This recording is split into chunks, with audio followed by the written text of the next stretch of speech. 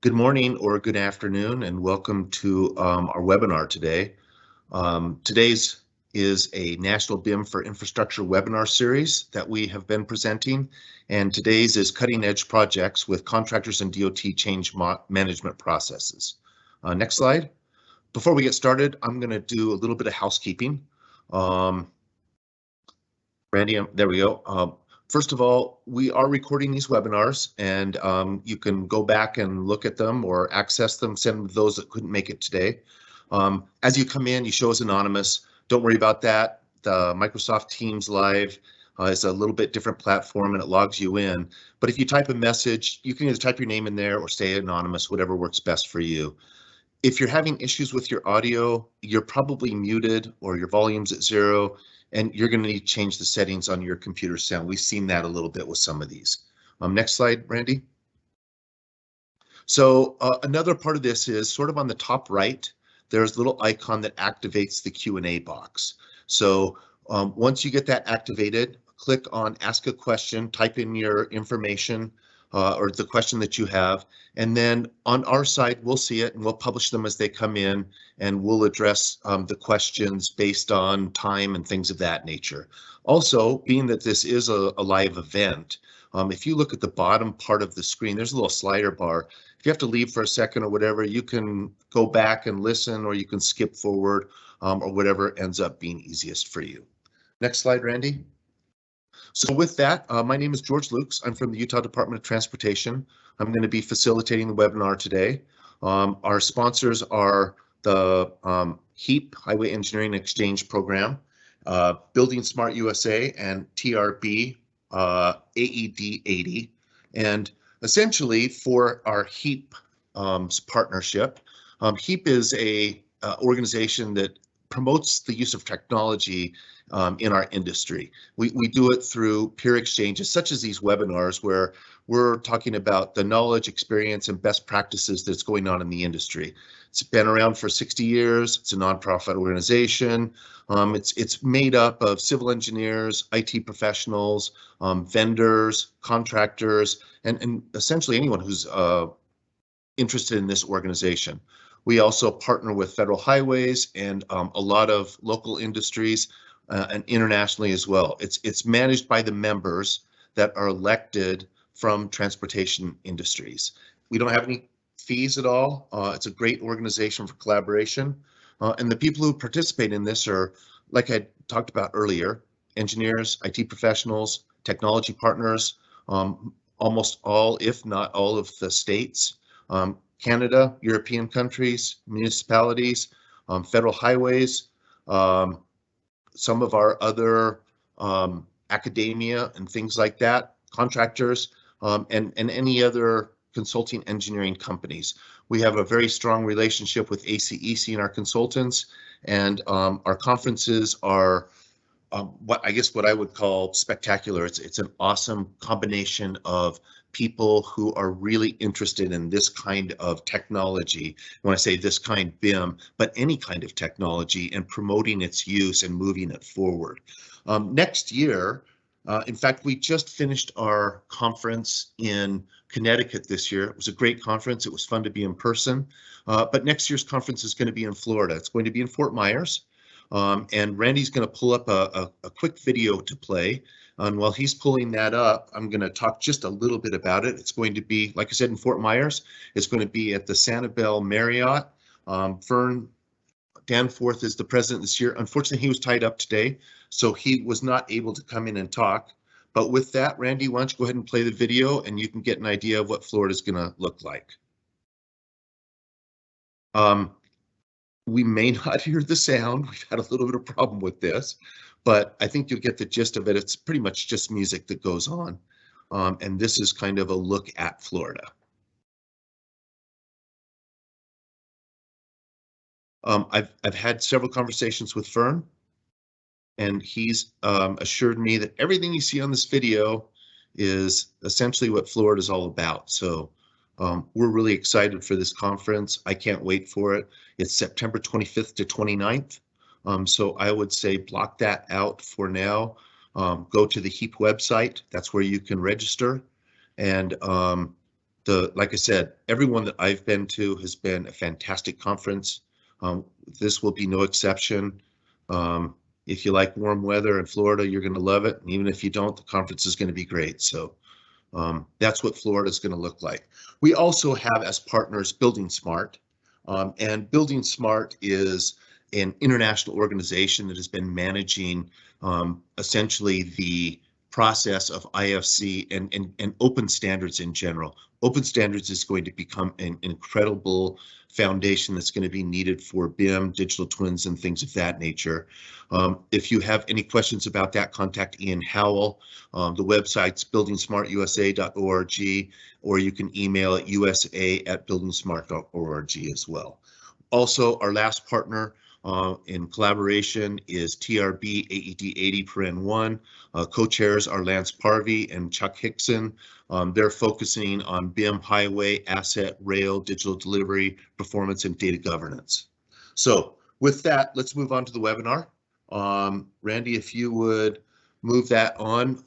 Today, like I said, this is basically a series that has been started. We've done 3 so far. This is number 4.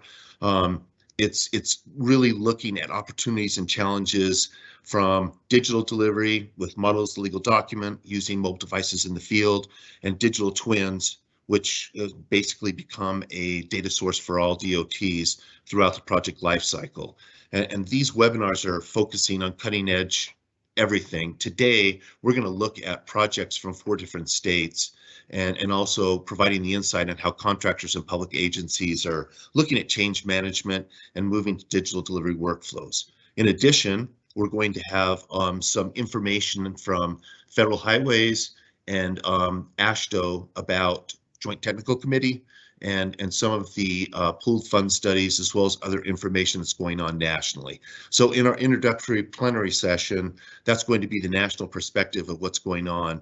Then we'll have cutting edge projects, 4 of them, where we'll have DOTs talking about their challenges and successes and change management.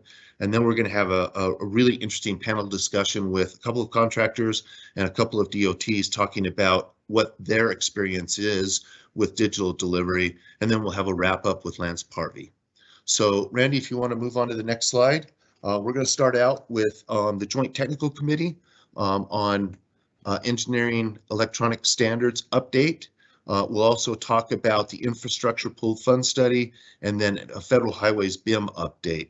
Next slide. The first one is going to be Mike Kennerly. He is the chair of the Joint Technical Committee on Electronic Engineering Standards from Iowa DOT.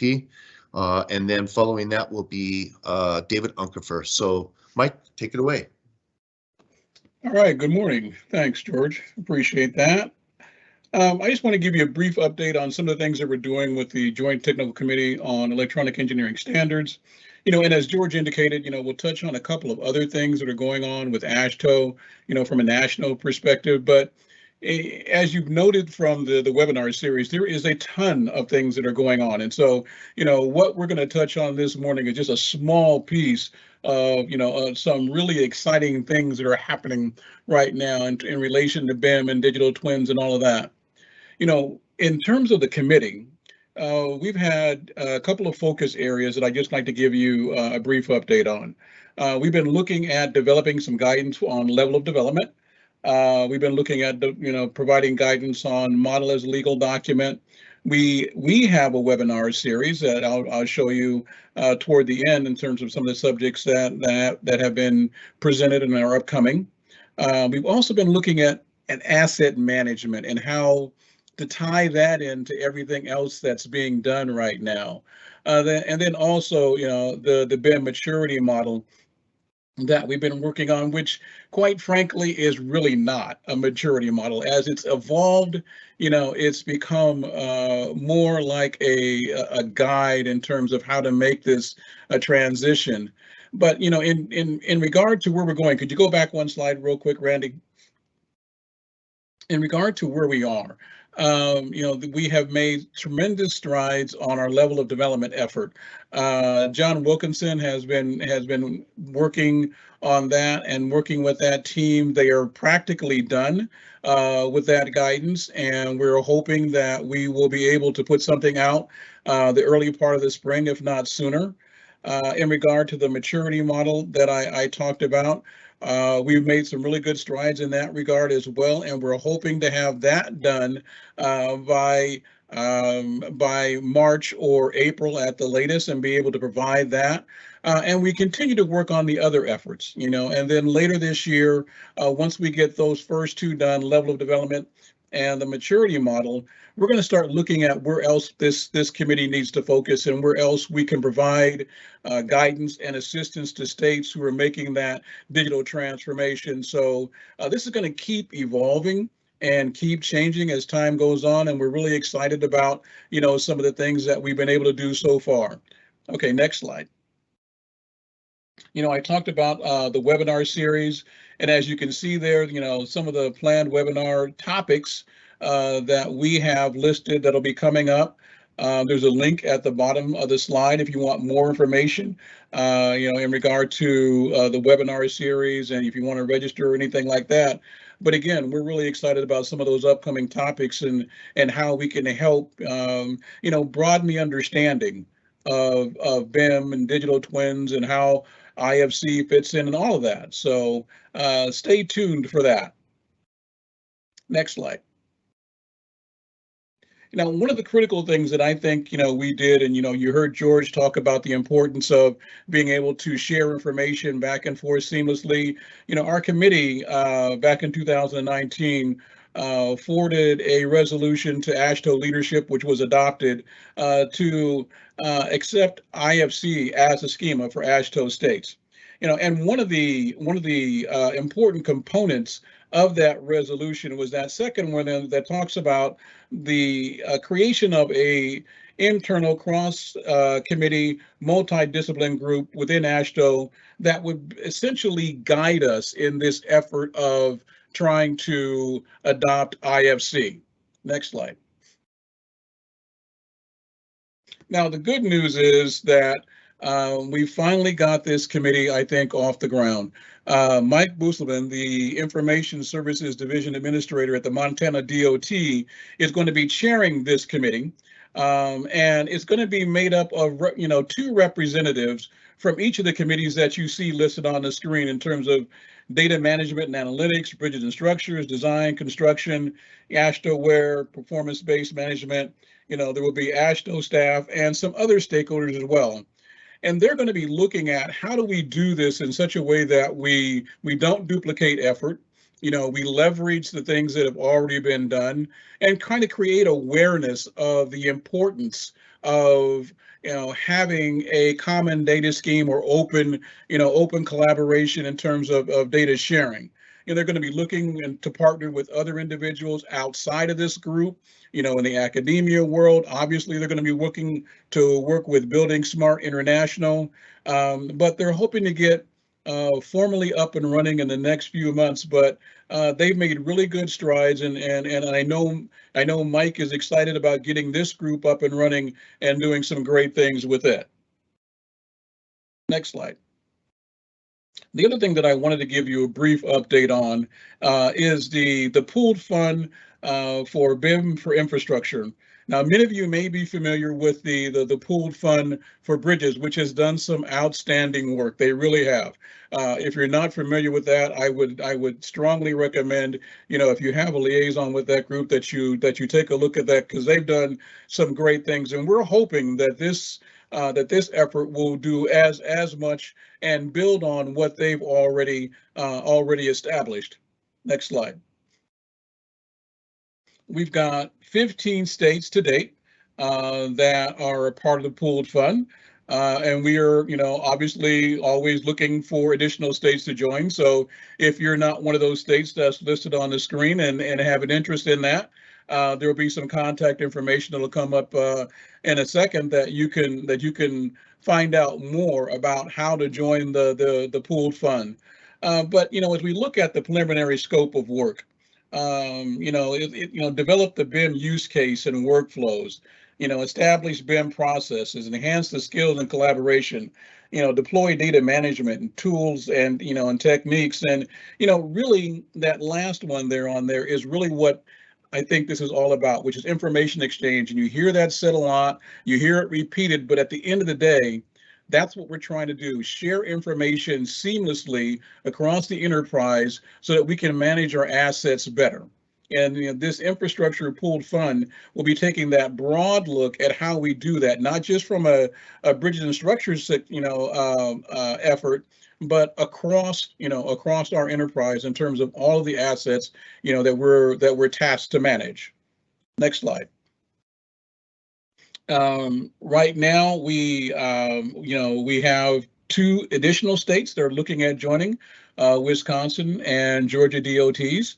We had our first meeting back on October the 27th. And that was really a good discussion, and one of the things that came out of that was, the people who formed the TAC were really excited about developing practical things that we can implement now. They were really focused on trying to make sure that the outcomes of this pooled fund were things that states could basically implement right away. Not things that would require further study or further development, but they wanted some tools and some information that they could apply into their day-to-day operations to advance their efforts in this digital transformation. Our second meeting is scheduled for March 8th. We'll be looking at trying to refine the scope of the pooled fund, start work on development of an RFP, and continue to look at how we can coordinate with the work that was done by the BIM for Bridges pooled fund. Like I said, if you're interested in joining, there's the contact information there. Kyle Klute from the Iowa DOT, Catherine Petros from FHWA are both individuals that you can contact to get more information. So, I'm really excited about where this is going to go and getting this up and running.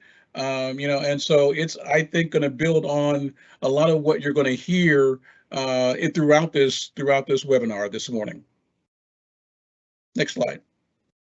And with that, I'm going to turn it over to David Unkefer from the FHWA. Thanks, Mike. I'm David Unkefer. I'm with the Federal Highway Administration's Resource Center Construction and Project Management Team, and I represent a great group of folks inside of Federal Highways that are all working to advance BIM from different perspectives. We have people, I'm in construction and project management. We have people in research, people in structures, people in IT, and so we're trying to walk the walk with with the idea of how we can understand BIM and to move it forward ourselves. I want to thank HEAP and Building Smart, TRB's BIM committee for letting us come on and share a little bit about what we're doing. Our desire as a national entity, much like AASHTO, is to provide some, kind of facilitation of how we can work together. In terms of BIM, it's quite a complex idea, as you all know. And so really, I'm going to tell you a little bit about what we're doing. And I just wanted to say, Mike, I think one of your slides that talked about focus areas looked like it had like a crystal ball for BIM. So I'd like to borrow that from you if you don't mind sometime, and see if we can't see the future. But seriously, let me just move ahead with what we're going to present, and that's a duplicate really, so you can move past that, Randy. All right, so today's presentation, I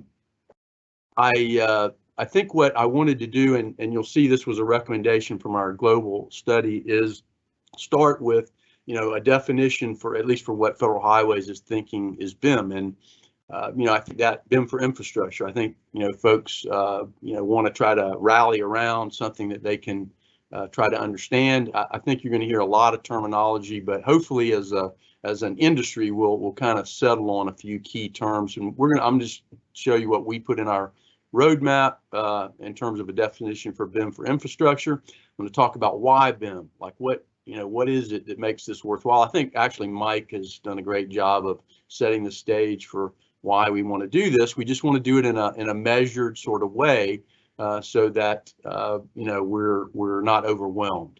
And then I'll share some detailed Federal Highways activities toward that implementation of BIM. That graphic on the right is kind of representing kind of first right off that, BIM is about the life cycle of information that we should have available to us as agencies to make, to make decisions, automate things, and handle business needs more effectively. Next slide. So BIM for infrastructure, as we have it, our definition in the roadmap is an open, standards-based, collaborative work method for structuring, managing, and using data about transportation assets and networks throughout their life cycle. So there's a lot of key words in that, but I think a key idea here is that BIM is not just technology. It's not just a collection of tools. It's really a whole set of means and workflows and tools and how people accomplish work digitally that comes together to accomplish what is BIM for infrastructure and fully leverage digital practices that we have at our disposal today.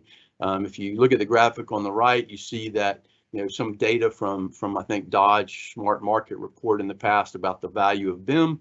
I think it's a no-brainer. If you have a smartphone, you know that digital and the ability to wield that digital information is just going to be powerful in so many ways. So that's BIM for infrastructure for us. Next slide. Why BIM? I guess one key idea is to harness the power of what some call digitalization. Digitalization is kind of a more transformative idea where we fully leverage everything that's digital. We are, not just talking about tools, not just talking about people again, but really just all, everything that we can use to leverage digital practices and make data, our ability to leverage data more powerful. You can see from the graphic that the European Union BIM task group, sees that digitalization reaches far beyond just, delivery of projects but even the benefits to our economy, to the environment and other social situations. Next slide. Another why for BIM is just kind of saving ourselves a lot of headache and money by managing the information across the life cycle of an asset for the benefit of the enterprise or the agency-wide. Currently, the bottom line in the graph there represents how we currently do data, where we collect and recollect information rather than accumulating and managing that information well, more like the top line, so that we could really leverage data throughout the life cycle of an asset in so many ways we haven't even probably imagined fully. But some of the tools are listed in the purple box there that are used with to do BIM, and then some of the capabilities of BIM that enhance how we do our work are shown in the green box. Next slide. So as far as the national roadmap, Federal Highways desire, understanding that BIM is kind of a big idea, not really something that's easy to put your head around and to deploy. We wanted to come up with a way to kind of break down the elephant of implementation into some measured steps. And so that's really what it was. It's not a mandatory roadmap by any means. It's just kind of our way of kind of addressing it for the benefit of the highway industry in the United States. And our objective was to try to encourage a uniform nationwide policy so that we're not working at cross purposes. We're kind of more collaborative. I think that pooled fund is going to help, the different pool funds help us pull in that direction more. To encourage open data exchange standards and open BIM, because that will help us to really exchange the data much more effectively than we do now. New workflows, just really unleash the data. And then also to think about how can we start getting people ready to deliver BIM. The link for that roadmap is at the bottom there. Next slide. So not going into a lot of detail, I want you to go to the roadmap itself and look it over. But essentially, the roadmap was, as I said, trying to break the deployment of BIM down into short, medium, and long-term type activities, kind of a crawl, walk, run, fly type progression. And you can see the timeline was thought to be in the neighborhood of 10 years, for the different phases that are shown there. Each of those wheels represents specific activities that were kind of more, to that point in the process, in the crawl or the walk or the run process, where we would take on activities. We suggest maybe activities in the areas of change management, like people, processes or workflows, tools, and data, and that we would do some pilots, to Mike's point, where we would start to see practical examples of how we are going to begin to build on those different methods and move forward with them. Next slide. These are the links to the different pooled funds. Mike, I think, mentioned all but maybe the last one, which is a GIS oriented, but yet that's also a key bit of data that agencies already own and that we want to link together. Next slide. Another effort Federal Highways did was a global benchmarking study to see what we could learn from our international friends. Next slide.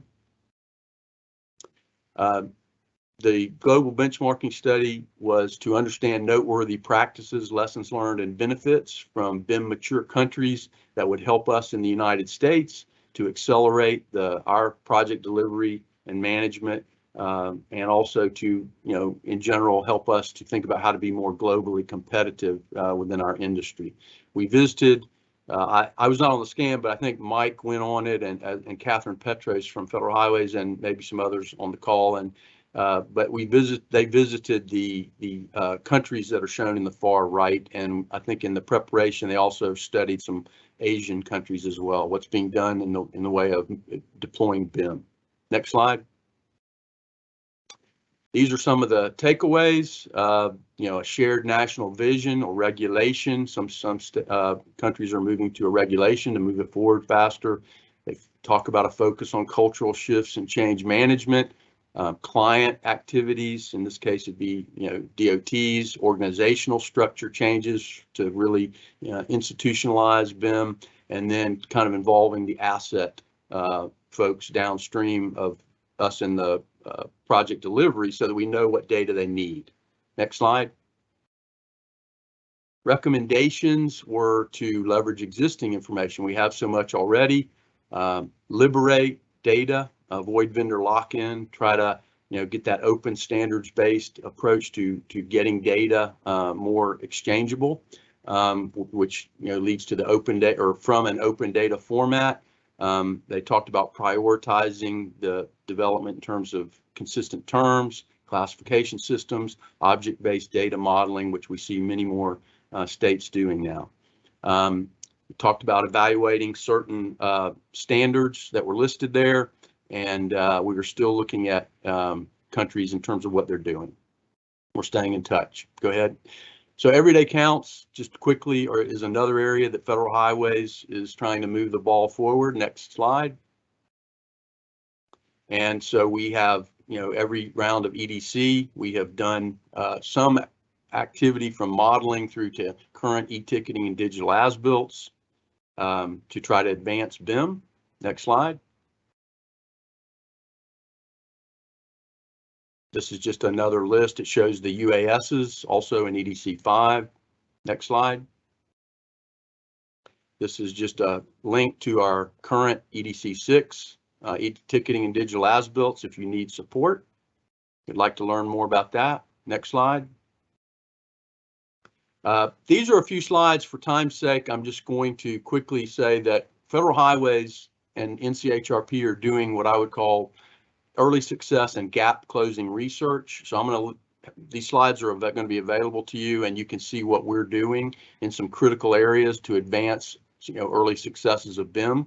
Like first one there is emergency response as an example. We're looking at handheld LiDAR that comes with Apple products, Apple Now, which is the fourth bullet.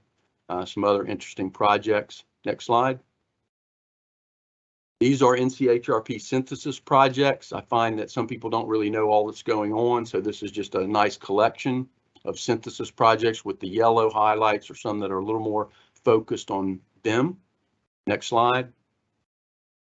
These are more long-term NCHRP projects. Again, I've highlighted the ones that are probably a little more gap closing efforts and focused on directly to BIM and how we can wield BIM, particularly in the quality assurance for the model, and then how can the DOT construction staff use the model more effectively. Next slide. This is just a slide in case you want to get the EDC newsletter and don't yet. Next slide.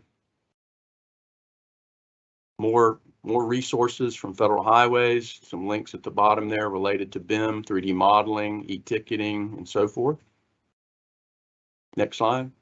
I have to now put a disclaimer into our presentations. This is not, required, that you do things. We're not requiring something. It's just our presentation of information, and we're not endorsing any specific products. Next slide. Thanks. And I guess if there's time for questions, we can take some. Sorry for going over a bit. Thank you. No worries. You know what? I think what we'll do is do a real quick question. I'm going to have it for Mike, if you would answer this, Mike. And then, Mike, if you can keep it to 30 seconds or a minute, that would be great. But basically, the question was that there's an argument that in general, the significant portion of the effort is in the IT nature. And I agree with that.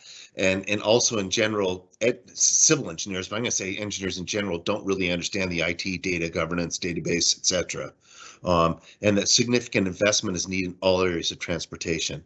How are stakeholders here going to press for understanding of IT to further investment? Mike, can you answer that? Well, I think briefly, one of the reasons why they selected somebody from data and analytics to head up that next team that's going to be working on IFC was to get to that point, was to bridge that gap between engineering and IT. So I think that will help significantly in that regard. Totally agree. Thanks for that answer, Mike. I'm going to add to that, and I'm going to plug HEAP again. There are more than just engineers that go to HEAP. You've got vendors, you've got IT professionals, you've got a lot of different things. It's a really good organization to help push this forward. And then the organization that Mike Posleman is heading up is going to help that. I think there's a lot of IT professionals there as well. So we're going to move on to, I think a lot of DOTs right now are in that stage where they really want to move forward, but there's a lot of questions.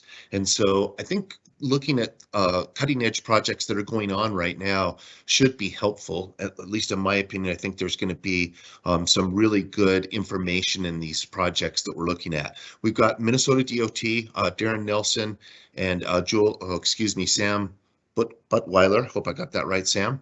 They're going to talk about Elk River project in Minnesota. And then Iowa DOT, Thomas Hamsky is going to talk about some of the new tools they're using in construction. And then from Oregon DOT, we're going to have Chris Pucci talk a little bit about how they're using the model in the field with Field Genius. And then we're going to wrap it up with Alan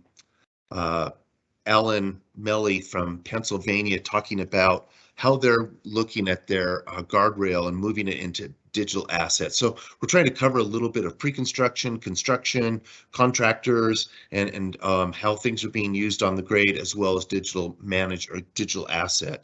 And with that, I'm going to turn it over to Darren. Darren's going to start from Minnesota, and then he's going to give it to Sam, who will kind of give the contractor's perspective. So Darren, take it away. Yeah, thanks, George. Hi, everybody. Darren Nelson here with Minnesota Department of Transportation. I represent our middle of the state district, which is northwest of the metro area. This project in particular is located in Elk River, which is kind of a northwest suburb of Minneapolis, St. Paul. Yeah, we can switch to the next slide there. So kind of project overview for you all. Like I said, where we're located up here, cold Minnesota. This is a $130 million approximately construction project. It consists primarily of 3 miles of reconstruction of 169 and more specifically converting 4 at-grade signal controlled intersections into grade separated interchanges. So kind of your typical urban tight footprint project here where we're trying to fit 10 pounds of stuff in a 5-pound bag. And MnDOT decided to go an alternate delivery with this project using the construction manager general contractor method. And we brought Ames Construction, and Sam's here today to give the contractor perspective here about that delivery method. And then the key point here for this audience is that we, as MnDOT, decided to go full 3D development with this. And the benefits that we're seeing is that continuous iterative design instead of our traditional 30, 60, 90 2D plan set check-ins, and being able to kind of make changes on the fly as we move. Next slide. This is kind of our financial picture, our financial journey, if you will, in a nutshell. And the important thing here is to see that cost trend go down over time. So back in September of 2020, we were at approximately, I'd say, 30% design phase. We just went from preliminary engineering into detailed design. And at that time, MnDOT set a cap, or we call it a guaranteed maximum price of $130 million for this construction project. That's not total project cost, that's just construction cost. And that was a hard number. As we all know, funds are tight and we have to stay at or below that number in this case. So when we first started out at 30%, our construction anticipated, right here, we call it a pinning of probable construction cost. This is our first contractor-based estimate from Ames, was sitting at about 132 million with about 7 million additional risk. So we kind of regrouped and said, uh-oh, we have some work to do here. So moving forward, approaching on 60%, we were able to find some efficiencies and make some design changes with Ames at the table, and then working with the design and that 3D element of that, trying to make those changes real time. So we were able to make changes and see those results. We were able to get down to about 121 million with approximately 5 million risk. And then fast forward to roughly this month, we actually opened this thing for bid February 18th. And we're still right around that anticipated 122-ish, 23 million construction. That's what we're hoping for. And we've eliminated that risk by, incorporating that stuff into the design. Next slide. So part of the iterative design and where we saw the benefit, we meaning MnDOT, and I hope Ames, I think Sam will agree, is being able to float ideas in real time and then come back to the model, manipulate whatever, element we're playing with here and save efficiencies of construction and thus cost savings. Some examples of that, we played with raised a grade at one of our interchanges by about 6 feet to help us balance our dirt, and that change alone was around $1 million. Again, limiting earthwork hauling and playing with grades allowed us to move our noise walls around. That resulted in approximately $3 million of savings. Preliminary design error that we caught using the model that saved another $1 million. Accelerated construction, this is one of the bigger ones, is by having Ames at the table through CMGC and utilizing the 3D construction or the 3D model. We were able to advance a lot more work into 2022. This is a 3-year project, so that overhead that we would have carried out into 2025, we saw a big benefit there. We can jump to the next slide. I know we're tight on time here. Another big benefit that we saw as a department was getting back to the SU, the subsurface utility, and mapping all that in 3D and then incorporating that into the model. We as MnDOT, I guess on this project in particular, it's a little over a 3-mile project, and we had close to 59 miles of underground utilities and overhead utilities that had to be moved out of this urban corridor. So what the 3D model and the iterative design allowed us to do was to have a lot more confidence in our 30% plan set. So we were able to issue notice and order, which is MnDOT's way of ordering our utilities to move out of MnDOT right away earlier in the process. So we really issued that notice and order closer to 30 to 40% plan set as opposed to waiting until 90%. And that had huge benefits for us, part of it being able to advance construction sooner into 2022. But as of this last summer, most of our utilities are out there working and already getting relocated out of the corridor. And a lot of that, we're going to tie it back to this this group is without that model and that 3D representation and the confidence in what we're going to build out here and being able to depict that, we gave those utilities that confidence to be able to start moving and get out of the way. So with that, I'll kick it over to Sam for a contractor perspective.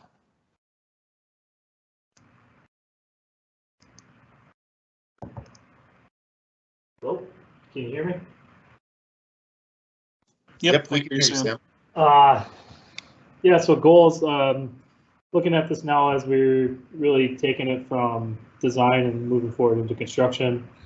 Some of our big goals sitting here as a contractor and first time using this is really developing these bridge models, working with the bridge models and being able to take these bridge models and then go to construction.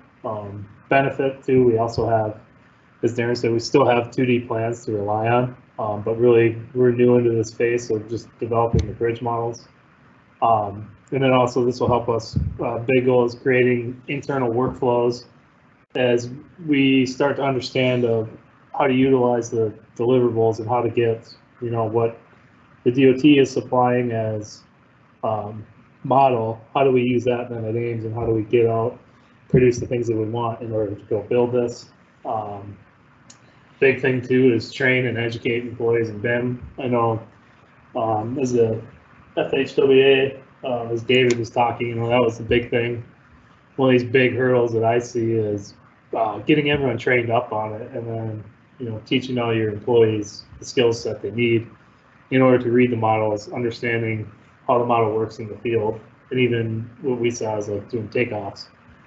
And a big goal, big part of this with this pilot program that MnDOT put on, really continue to work with MnDOT, continue to work with that designer as we're all new to this process to help improve upon, you know, take notes and make sure that we're sharing, you know, what worked with people and trying to make that process go a lot better.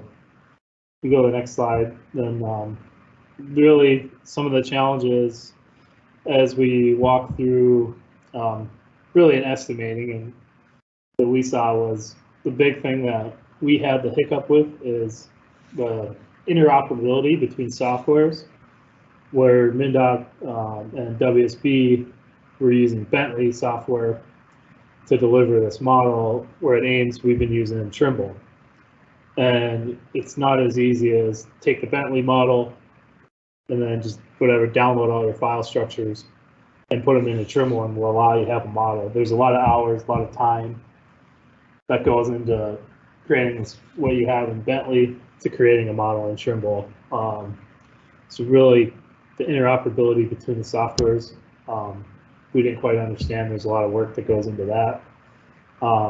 Really our estimating people and our engineers, the inexperience in the software, resulted in a lot of time and effort for us. And really, we didn't probably use the model to its full advantage, where, you know, based on time when you're estimating, you had to probably go back and we had to use 2D plans in order to get some of the things, because we just weren't skilled enough yet in understanding the model, how to use it, how to get quantities. And then lastly, another big challenge was understanding the deliverables and the communication from what we're getting from the engineers and designers, and then understanding how we're using that information to create our models. Big benefit of the CMGC process is we have that communication line open with the designers and with MnDOT. So we're able to constantly go back and forth, because we're getting, you know, 300 different design files, and then being able to pull them in and being able to have communication with WSB to understand that even just the naming convention of like, here's what I'm looking for, so they can help us speed up that process, which probably would have took us 2 weeks just to go through all the information. You know, being able to work with MnDOT and the designer really probably cut that down to a week, so now we understand file structure. You know, and then if you go to the next slide, Darren touched on a lot of this with the added value. You know, the big one I keep thinking of is, you know, the change in the grade at 197th, you know, allowing us to visualize this with the model really helped. There's a lot of places, in particular, able to get rid of some retaining walls where, hey, we can just slope that, and then we can actually use up some of the dirt and balance the dirt a little bit better. And then the big one, you know, the utility relocation. That's always a hiccup on a lot of construction projects. You know, there's always the unknowns of utilities. So having that flash protection and understanding, you know, where a new structure is going and where the existing utilities are and what needs to move, and really being ahead of that whole process, I can see that being a huge benefit to construction. And then of course, being able to work with like the CMGC process, being able to work with the DOT, with the designers, is a huge benefit. So now next step is going through moving forward into construction. So we'll have to update everyone in a couple months and see how we're continuing. Great, thanks Darren and Sam. Next we have Tom Hansky talking about Iowa DOT Benton US 30. Tom? Yeah, thank you for the opportunity to speak today. My name is Thomas Hansky with the Iowa Department of Transportation. Go to the next slide, Randy. We were tasked originally in late 2019 to have a fully digital, so no traditional plans whatsoever project delivered in 2020. The pandemic kind of changed that a little bit, but it still gave us opportunity to learn a few different things. So one of the things that we got to adopt with our new methodology was, could we convince the contractor inspectors to utilize digital content to see if they could provide us more information, and what could we learn to see if we could remove traditional plan sets in the future on a separate project that we will do in our pilot phase number 2. We had an opportunity to partner with Bentley Systems to utilize their synchronous software for the digital delivery. We utilized a combination of Bentley iModels in addition to traditional plans on our first pilot project, because as the delays happened through the pandemic, we got to a point where we had to just develop the plans to be able to get the project out on time. And so we still wanted to try to utilize the benefits of the digital delivery with the plans, and so we got to utilize a little bit. Go to the next slide, please. So the project itself is it's a grade and pave project in eastern Iowa, west of Cedar Rapids. It's about 7 miles. It's converting a 2-lane project into 4 lanes. Construction was started in September of 21. It included 2 bridges and a stream mitigation project. As stated earlier, it was a mixture of a traditional plan, so PDF plans, and digital models. Next slide, please. So we got an opportunity to talk to our inspectors on the project in November of 21 to kind of get their perspective of what was working and what wasn't working so far on this with this model. At the time, they hadn't really utilized it a significant amount. One of the biggest things they said, the paper is really familiar to us, so we understand how to use that. It's going to be hard for us to completely move away from that. And they also stated that the training was very overwhelming at first, and it was easy for me as someone who's very familiar with CAD. The platform, when we deliver Bentley models, is very CAD driven because CAD makes the model. And for a non-CAD user to figure out, not knowing top view, levels, isometric views, and as well as it's very easy to manipulate a model within a computer environment with a mouse and keyboard. But when you get out into the field with a tablet, that 3D, you can very easily flip it upside down. And what was a ditch now looks like a berm so things like that were a little bit confusing for the contractors or the inspectors to be able to figure out. And we're trying to figure out better ways to do that. One of the other comments they said was figuring out how to use this. It's got to be easy and intuitive from the beginning, or else it's going to be hard for us to do. They tried to figure out best ways to get it to work, and some of the things that really made it beneficial for them was knowing that the delivered models as we made them weren't the only things that they had to look at. They could create their own models. So if they wanted to isolate a single pipe, they could make a saved view of that single pipe and then just look at that and give it out to themselves for the workday. So they could do it in the office, and when they go out to the field with their iPad, they can just, I'm only working on this one pipe today. That's what I'm inspecting. It made it a lot easier for them to figure out, this might be of some benefit to me. Another thing we figured out was aging physical hardware is a big problem, because the models that we had originally delivered was a combination of 2D and 3D, and the aging iPads, we had 5-6-year-old iPads in the field, they were almost unusable completely. So we had to invest in new hardware to be able to utilize this. And like I said earlier, the mixture of the 2D and 3D was very confusing to them, not being of CAD backgrounds. Next slide, please. So one of the benefits we got from this is a traditional plan sheet of a stream mitigation. So you can see there's a scour that's threatening the road embankment, and they're relocating the stream.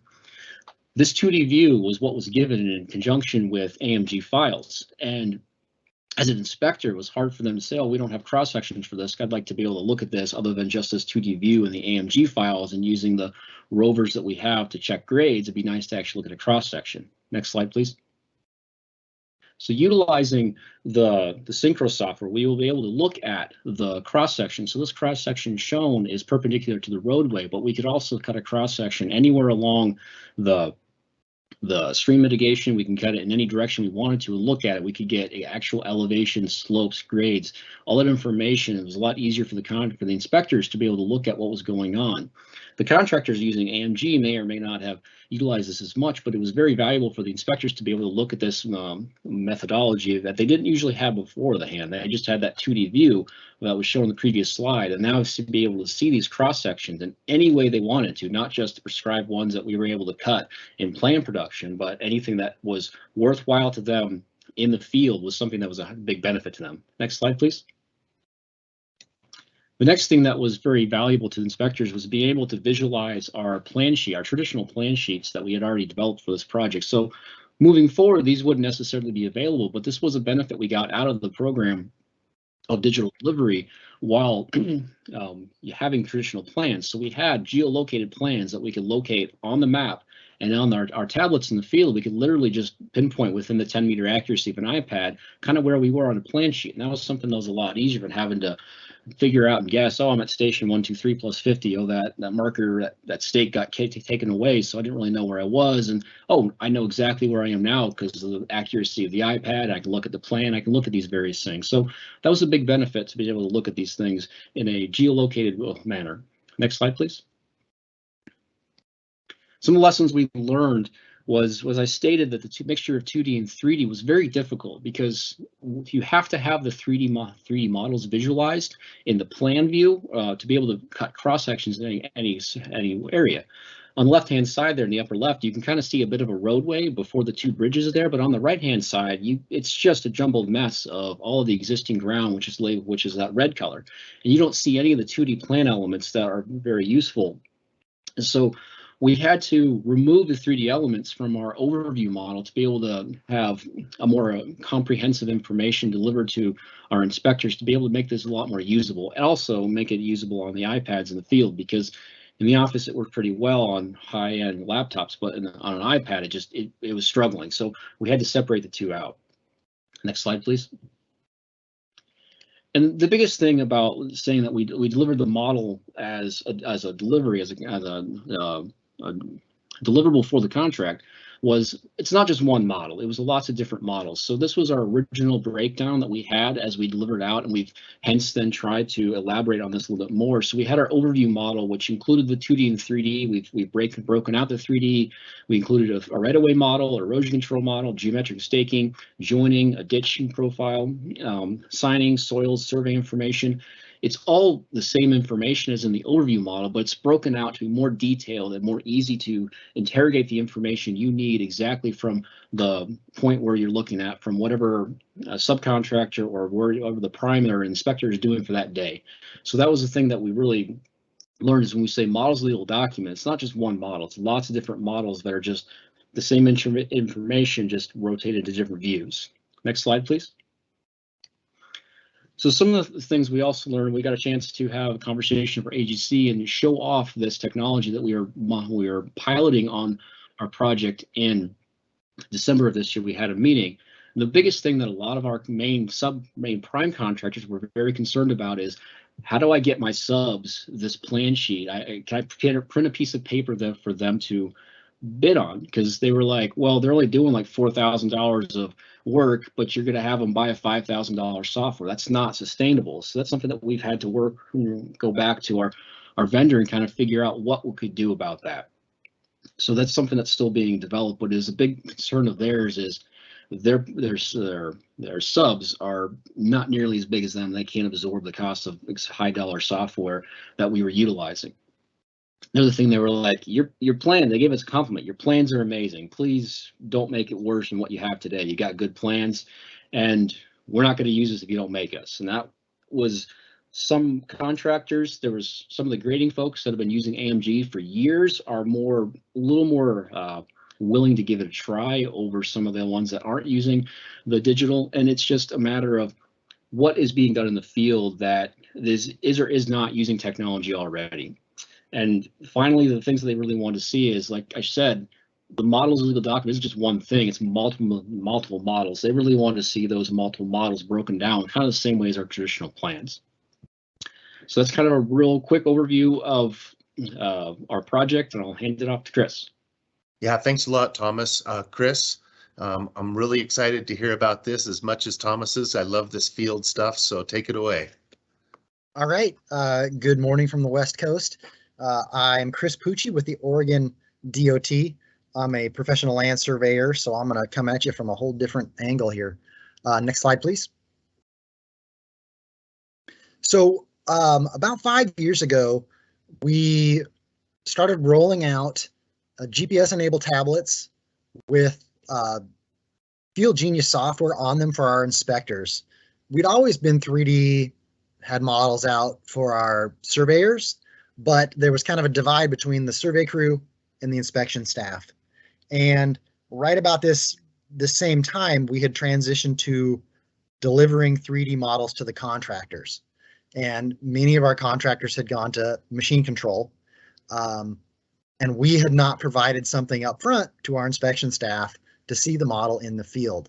So we had inspectors walking around kind of blind. So these new tablets, this new software, kind of caught us up to our design side and our contractors. Next slide, please. So the idea was to get real-time 3D models in the field for our inspection staff, not just our surveyors, not just people with total stations or the fancy full survey grade GPS. So we got them tablets. We got them software that they could put the exact same model that the contractor was using, the same model that our design teams built.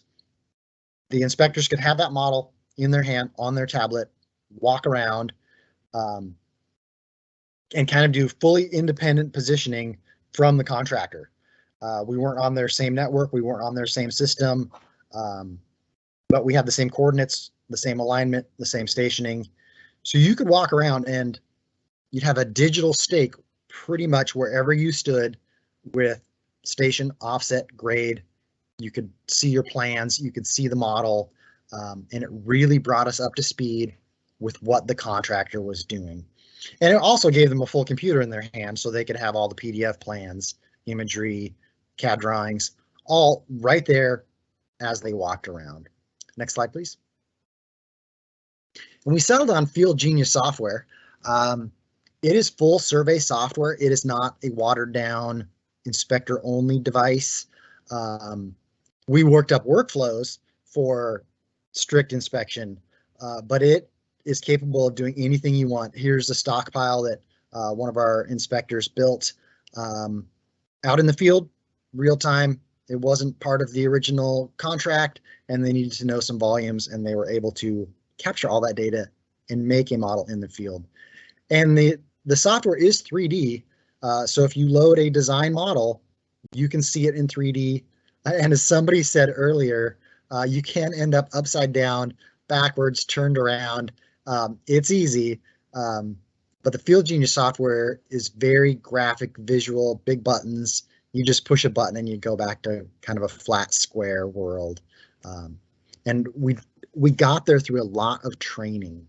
I can't stress enough the training aspect of this rollout. It was the key to all of our success, was training and direct kind of hand-holding support in the beginning. Next slide, please. So I know some of you larger states are going to laugh at us. Oregon's pretty small. So we were able to outfit all of our offices with 70 tablets. We have 15 offices spread around the state. So each office got a few tablets. It's not a direct one-to-one technology for all the inspectors, but not all inspectors need one every day. We got almost 100% user buy-in across all of our offices, across all of our inspection staff. And we have an approved process from start to finish, from the inspector and the contractor out in the field, to our contract admin in the office, to federal highways when they buy off on our jobs. So it passes all of our internal audits, our external audits. We can go from measurements to pay note without calling in a survey crew or any second guessing going on. And we can see what's going on with the machine control projects in real time. They're not staking them like they used to. Thankfully, we're not getting tendonitis in our elbow pounding 10,000 stakes per job, but then our inspectors were blind. They had been trained to use stakes, and now we don't have them. But now with the new technology, they can see the project in 3D and get back to doing their jobs that they've always been able to do. So they're really happy to see what's going on in the field and get back to doing their job and inspecting the projects and not worrying so much about the machine control and is it right, is it wrong, where are we? And we kind of also got little mini data collectors with our inspectors. They're not a survey crew. We're not going to make them surveyors, but if they need to catch 10 points real quick for a change order or 50 shots for a stockpile that wasn't planned, they can do that right now without waiting for a survey crew. And we have limited personnel, limited budgets, so we're really trying to do more with less, as everybody's doing. And we got there with some hardware and some pretty good 3D modeling software out in the field for our crews to use. And next slide. And I think now is when I pass it off to Alan. Yeah, you know what though, Chris? I'm going to break protocol a little bit. We were going to wait till the end for questions, but I think this is a quick one. The question was, how much is the license for Field Genius? We buy the full on Windows version, and it's $2,000 for a license. But they have an Android version that you could run on an Android rugged tablet, and it's less. But we have awesome. Windows computers, and we're all Windows IT based. Excellent, thank you. All right, so moving on next, we're going to hear from Alan Melly from PennDOT, and Alan's going to talk a little bit about where they're moving with their guardrail project to digital asset management in their 2025 digital delivery plan. So take it away, Alan. All righty. Thanks, George. Again, Alan Melly. I am leading up PennDOT's digital transformation initiative that we've dubbed Digital Delivery Directive 2025. So really moving into digital delivery, it's really that transfer of digital data. So leveraging, our involvement in EDC 6, we started out here with GuideRail. Next slide. So as we moved into looking at digital as-built, our vision for this aspect was really the digital technology associated with using, digital models on construction sites creates the opportunity to reform the as-built record documentation. So instead of marking up PDF plans, contractors will collect the digital as-built records that are format ready for, PennDOT's maintenance and asset management systems to, receive this information. Next slide. So what we want to do is really improve, those as-built records. So the digital as-built pilot projects that we came up with will really help us determining that process of collecting this, asset data and determine how to best leverage using the 3D models in our, as-built environment. So today, our as-builts come back with, a simple redline version of the construction plans, not much detail. So when the contractors provide the as-built models, the data from the models will be used to populate our GIS databases, such as the Maintenance IQ that you see here on the right. Next slide.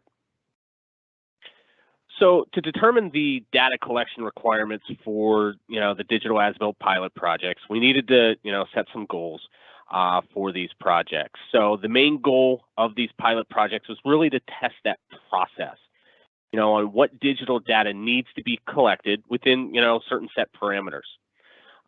So we did not specify the hardware or software that the contractor needed to utilize to collect this data.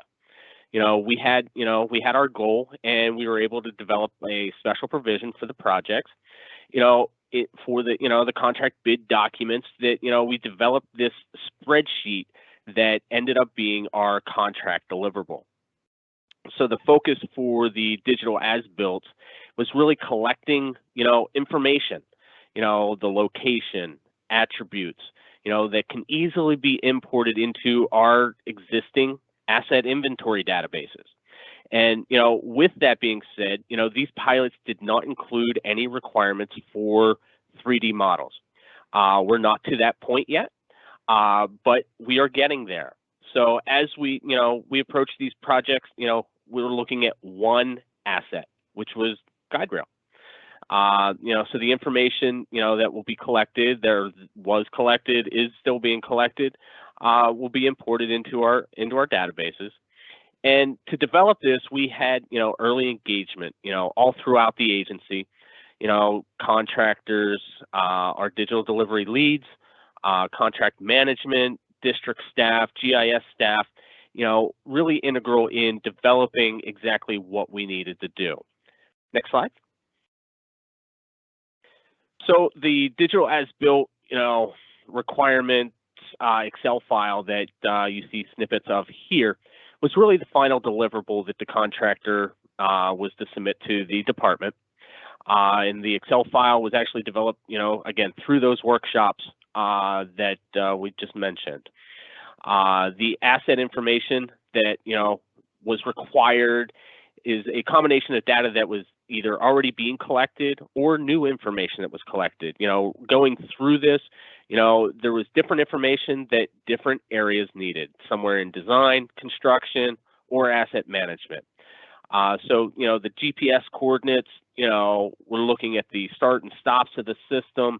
They're all associated with the alignment, but that was required to be placed in this spreadsheet. So the additional information that we were looking for was the condition status, the barrier group type, the blockout material. We created lists within this spreadsheet to be able to do that. So items like, the condition could have been new, repaired, upgrade, removed, that we did not replace that. Barrier groups, we were looking at end treatments, transitions, or just the barrier systems, the blockout materials, steel, wood, composite, others. So collecting all of this information as we move through, collecting that manufacturer information that, from the approved manufacturer list that we have, through the state. So, we're correlating all of this with that asset type that that we have created. Next slide.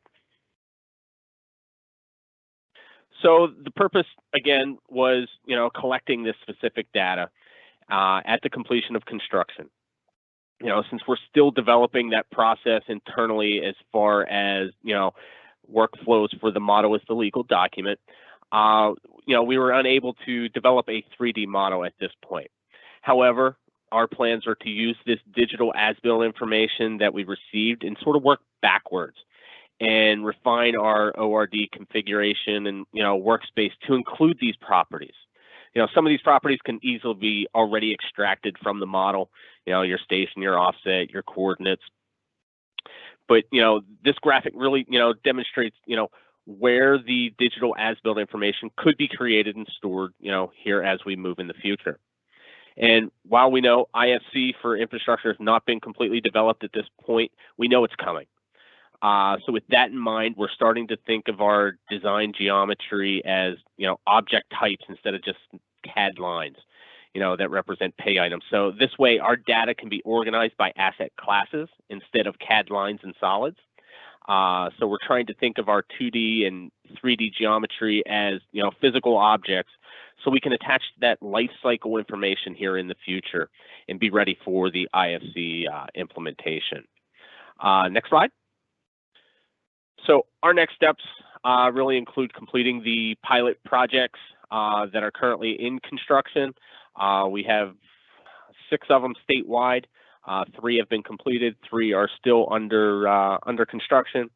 And while we collect this information requirement spreadsheets, we're looking at these contract deliverables from the contractors, which will be able to finalize our case studies for this initiative, and really look at developing the transition plans and what do we need to do to add additional asset classes, and looking at our pubs and specifications as we continue. So we'll incorporate all of the data and best practices that we figured out during this pilot, and help develop those item types and pay items as we move forward in our ORD system. And through the digital delivery as-built pilot projects, we're working towards integrating that design and construction with our digital practices and tools. So again, if anybody needs any additional information on our digital delivery directive or our as-built, you can identify here with the QR code, which will take you to our website. With that, I will turn it back over to you, George. Thank you very much, Alan. That was really interesting. I think that those 4 presentations were really awesome from the standpoint of looking at different parts of the delivery process. We do have a little bit of time for question and answer, and there's been some really good questions that have come up in the Q&A. One of the things that I think there were several questions about was the clash detection, the underground utilities, and I think Darren did give a response to that. But I think what would be interesting, Sam, if you've got any information about how your contractor modeler looked at that, that might be interesting too, because although on the pre-construction side, we're looking at clash detection in a CMGC like this, where the contractor has the opportunity to build that model back in Trimble, was that a factor? Sam, do you have a second to put some input if you know? Yeah, one sec. Okay. Can you hear me now? Yep. Which we use, so the designer basically made the model, and then they gave us permissions to a 3D viewer. It's iTwins in Bentley. Okay. iTwin review. Yep. And so we would use the clash detection a lot, where they'd give us the model and then we'd be able to run through it. And they were doing this, the designer was doing the same thing at the same time. Awesome. It also allowed us, like in the CMGC process, to go through, and if we had any questions, it was really easy in the RFI process you're going through the model on your computer, you take a screenshot, and then you can put it in the RFI, and then we can send it out to MnDOT, send it out to the designer and say, hey, we found this, is this an issue? Or we think, looking at the model, here's what we see as an issue. Is there a way to lower it? And I know we found multiple areas of, like, there's a big one where we had a sanitary sewer, a water main within 5 feet, and then we ran into an existing gas line, and then we had storm sewer running over it, right? So we have all these utilities crossing. We were able to work with the designer to say, hey, if we move the sanitary, 5 feet, then we can put them both in. And then if we move the storm sewer up and we extend it, and then we change the grade a little bit, we can make this work, right? And having that model really sped it up to where otherwise I'd be looking at 2D drawings, right? And I'd have to pull the 2D drawing, scale it off, pull a cross section, scale that off, and then probably draw another cross section, the other way into it. So having that model, you could just kind of spin it around and take screenshots, and then you have your picture, and you're able to display the information that you want, which I thought was a huge benefit in the utilities. And then I don't know, Darren could probably speak a little bit to we didn't work with the relocates as far as the utility companies much, but I know like Darren and some of his guys did, and I'm sure they use that to understand, where the utilities are where our new storm sewer is going in order to move the new utilities. But Great. Yeah, thank you very much for that.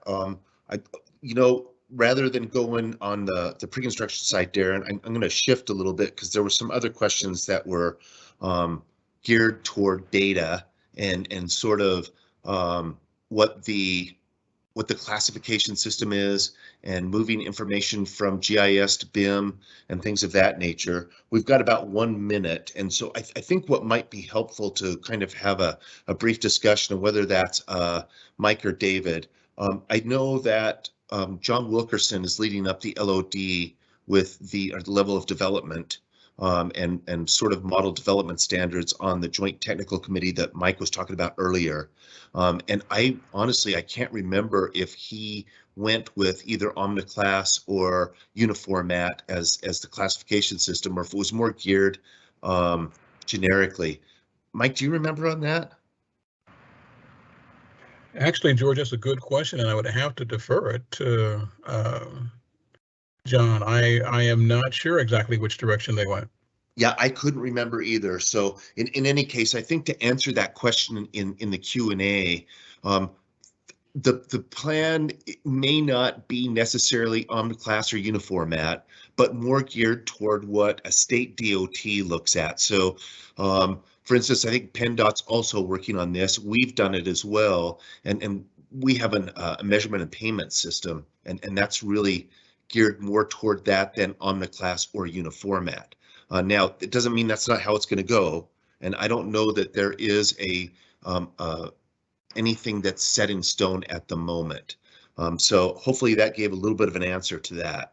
The other question that came up was sort of the GIS information going to BIM, and I think that that's probably going to be more geared toward whatever we use as a standard. And since the Joint Technical Committee adopted or sent the resolution on, and AASHTO adopted IFC, I think that information is going to be used from a GIS format, where ultimately what I think the intent for Building Smart is to use ISO, and I don't know if it's 19650, if there's a new one, for the IFC file to be the legal document. And with that, we should be able to convert those files pretty easily into GIS information, which could go into digital twin format. So with that long-winded explanation, our next one is going to be, Randy, if you'll advance the slide, we're going to go into a panel discussion. And essentially what we want to talk about here is we've got a couple of contractors that you heard in the previous, except for Joel, and we'll introduce everyone, and also a couple from the DOTs. And we want to talk a little bit about the state DOT and contractor perspectives on this move to digital delivery and using mobile devices in the field and such. And so today what we have is we've got, like I said, 2 contractors and 2 DOT individuals. Our first is Darren Nelson. He is the project development engineer at MnDOT and the lead PM for the Elk River project that he talked about earlier, as well as Sam did. He graduated in 2001 from North Dakota State with a BS in civil engineering and joined MnDOT right after graduation. He's held positions in construction, project engineer, soils material engineer, and now a project development engineer. We also have Chris Pucci. He is a project surveyor for the Oregon DOT and an adjunct instructor at the Chimica Community College. He's a graduate of Oregon State University and has been a licensed surveyor in Oregon since 2007. He's previously worked as a surveyor for 2 counties and a large city. His past projects have included surveying for planning, project development, right-of-way construction, everything in the middle. He's currently working on ground penetrating radar for highway project, technical support for AMG, advanced survey research, and general survey skills training. When he's not working, teaching, or talking about surveying, he enjoys spending time outdoors, camping, canoeing, participation in triathlons, and traveling the back roads of the West in search of the best burrito. Next, we have Sam Buttweiler, who is currently a project manager at Ames Construction, working with MnDOT on the Elk River project. Sam has over 10 years of experience constructing and managing highway and bridge projects across the country. Most recently completed the 135th West Downtown to Crosstown project in Minnesota, Minneapolis. Joel Zenny is a senior project manager for, I'm probably going to butcher this, Joel, so just correct me when you come on, but Solotalk Inc., and that's a heavy civil contractor that focuses on Oregon DOT projects. Joel graduated from the Oregon State University in 2014 with a degree in forest engineering and civil engineering, has been working on the project throughout the Northwest since. So welcome everyone. And now that we've got you introduced, I'm basically going to jump right into our questions. And the first one we've got, and I'm going to have Darren start out if that's okay. And then the rest of the group will jump in to give their perspective as well. But, you know, it's been suggested that using the methodology that you guys are using, CMGC, I think it's also called CMAR in some states, and that's essentially where the contractor is in the design phase addressing risk. And a lot of the risk can be with the model itself, but that can help starting on digital delivery projects when you're using models, the legal document. There's also been the suggestion that contractors' input can help to better understand those deliverables. So Darren, how has the CMGC or contractor input helped you on your pilot, especially with change management? Yeah, I think with this project in particular, going the CMGC route, having Ames at the table with us, and then MnDOT didn't actually lead the design on this. We hired WSB as a consulting firm for us, get through this process. So part of our team, I'm going to call it that CMGC team, MnDOT, Ames, WSB, having open dialogue, and then also along with that, Sam alluded to it a bit earlier, that additional partners, meaning Trimble and Bentley, were both under contract to help us get through a lot of these logistic things, because MnDOT is very new to this. We're using this project also as a way to help us set up our DOT standards as we move forward for further implementation. So having Ames at the table and the designer was very beneficial, because we could, you know, bounce ideas, questions about how information is going to be transferred. And again, I am not a final designer, so I don't know how to speak here, so bear with me. But it was very beneficial to get that contractor, that end user perspective, and then along with that, having MnDOT, our inspectors, and construction field staff there at the table also. So change management, from a project management standpoint, which is where I'm sitting, being able to use that model real time. Like I said, traditionally we'd have our paper models 30, 60, 90 with cross sections, and while we continue to make changes throughout the design process, being able to do that in real time at a weekly meeting and come back within a few days and seeing new quantities, a new picture of what this change means, back to that cost trend line that we saw between having the designer and the contractor together, we were able to continually keep dropping that cost and find those efficiencies. So kind of an open answer for you there, George, but it was very beneficial to have all the parties at the table at one time. We would not get that if we did not utilize the CMGC method. Yeah, and for sure, Chris and Joel, feel free to jump in here, even if you haven't used CMGC, but with discussion in general with the files and the risk and all of that. But Sam, you know, kind of building on what Darren said, from the contractor's perspective, you know, sitting in where on a design bid build, you might get that deliverable and see all of that risk that you were able to mitigate. How did you guys deal with, if you were involved with that file format? Was there any kind of change management that you saw with the either the consultant or within your own organization of talking about file formats and things that you had to work through to get your models built? Yeah, I wouldn't say, hard to put it in terms of change management, but to the earlier point of like file management, is a big one. Just with, so like, and I'm not that familiar with it, but so I don't necessarily build the model, but we'd get 300 design files, right? You get all your alignments, you know, all your pipe maybe, and then all your surfacing, you get guardrail and all this different stuff, right? And just understanding the naming of what you're getting can be overwhelming and can be time consuming. So like the CMGC process really helps that, because we have a direct line right to Darren, right to WSB, right, where we can sit down and say, hey, you know, can we have a meeting? It says when we get all the files, can we have a meeting 1 hour? We're going to pop them up there, and we're just going to walk through, you know, all these deliverables of what we got and help us understand. And almost like, so they create like a cheat sheet for us of, here's the file, here's what it is, right? And so like just getting that on the same page allows us, you know, to cut our time in half to really move forward with creating our own models. That's a huge deal, isn't it? Oh, it's just time saving in general. And if you think about it as if this wasn't a CMGC and if this was just your typical bid build, you know, they might release it January 1, and then typically, I don't know, it would be a middle of February, middle of March bid date. And so you got 6 to 8 weeks where you're going through this. So having those guys, you know, cut that time in, because building the model, it takes a lot of time. And you know, like as a contractor, we'd build our own model just because with the designer using Bentley, us using Trimble, there's just it's not a plug and play. So there's a lot of work that goes into that. So that direct line helps us. And then, you know, Darren mentioned working with Bentley, working with Trimble.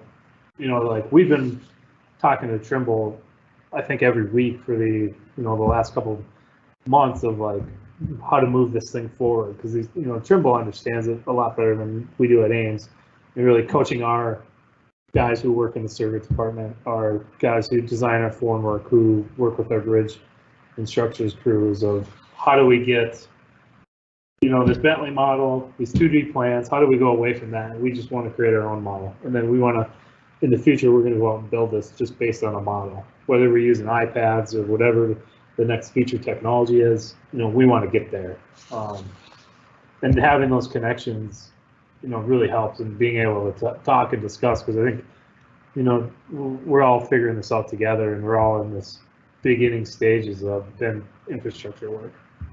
Right. And so, you know, one of the things that you had kind of talked about, I know we heard from our contractors that it took them a significant amount of time in the advertising process to understand our file naming convention and then our template naming convention, and then putting the files back together or doing it from the plan sets would take them almost all of the advertising time. I'm curious, Joel, in Oregon, have you guys worked with Oregon DOT, or has Oregon DOT sort of looked at making some sort of a standardization? And if they haven't, do you see that as a change management that would help you guys? So for us, I do see DOT having a standardization. You know, for every bid that we get, they have a general set of 3D drawings that have all of their classifications and standards. And so, you know, you kind of work with ODOT and figure those out. So I would say yes, that we've got a standard in place and we understand it. If you're a newer contractor, it might take just a little bit of time developing it, but it's pretty simplistic. Right. And Chris, I guess same thing for you, maybe, is from a change management standpoint. And I don't know if you guys have used CMGC, but I think more the benefit of CMGC is having that dialogue with the contractor. Have you guys been able to have that dialogue with your AGC to kind of figure out naming conventions and such? We have very little CMGC experience here in Oregon. We're starting a couple of giant projects using it, but for our change management, we kind of, in the beginning, we weren't very good at it. We just rolled it out. But over time, we've learned that we gotta go to the contractors right away. So I've presented to the contractors a few times. We've talked to them. I usually try to send them out a survey every year and say, how did how did the data look this year? Is it better than last year? What can we change? What are we sending you that's worthless? What are we sending you that's gold? So we really try to be far more open, transparent, and just over communicate almost if we can with our contracting community, so we can get honest feedback from them. Well, I would say, I know it's our experience, I'm hearing from others, the more you can open up that dialogue with your AGC and contractors, the better luck you're going to have, because they're the ones on a different platform trying to receive those files. So I'm going to switch bases here and move to our second question. And Randy, I'm not looking at the screen right now, so if you can move to that second question, that would be great. And Chris, this is for you.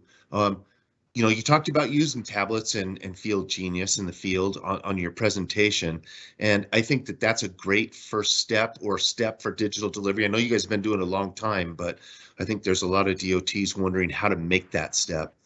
You know, what went well to get the crews to 100% buy-in? You talked a little bit about it, but if you can kind of elaborate, that would be great. And what didn't go well, and how did you address that? And, you know, how have you shared that knowledge both within the Oregon DOT and the DOT at the AGC as well?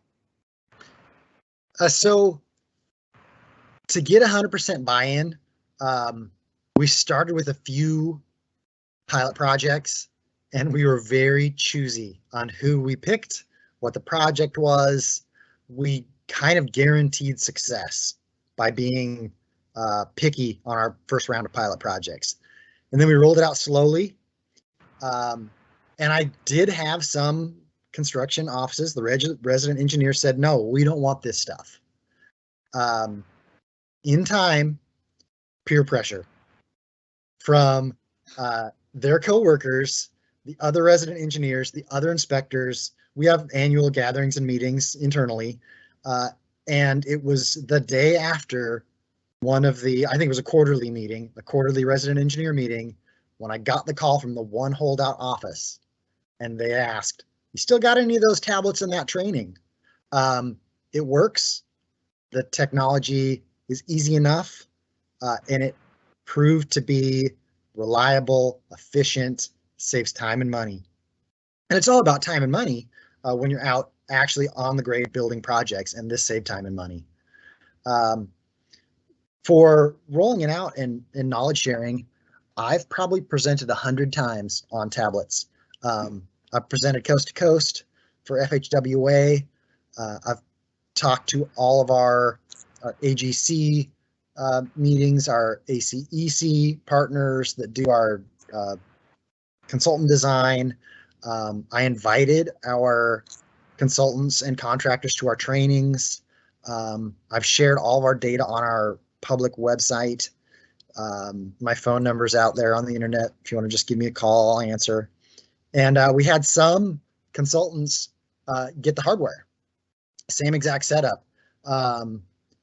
And I kind of, you know, that first or second phone call they made to me, I supported them as if they were one of our guys.